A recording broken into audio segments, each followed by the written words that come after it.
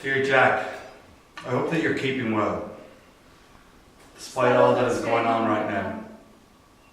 I can't imagine the effect that this is having on you, and I hope that in the middle of it all that you're able to find some space, some energy to care for yourself. Alice came to see me.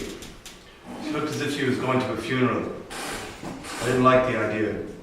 My first reaction was to say no, to save her the trouble, the travel. But I let myself be talked around. No, in the interest of accuracy, I'd better correct that. My first reaction was that I didn't want to see her. I couldn't face her. I was afraid to face her. For several days I didn't bother to answer her. Again, it's not that I didn't bother, I just couldn't bring myself to.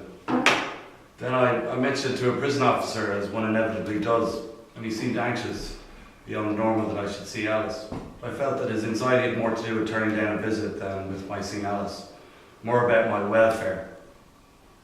He suggested I speak to a Catholic chaplain. I got the impression here that they didn't like you to turn down a family visit. Maybe they think that will play on the mind. I explained to the chaplain that Alice and I are estranged. His first thoughts were just like the screws. Don't turn down a visit. He went on about how important family support was and that one shouldn't turn in on oneself. In the end, he suggested that I need to make up my own mind soon, so that if I was certain that I didn't want to see Alice, I could let her know and save her the journey. In the end, you have to decide for yourself.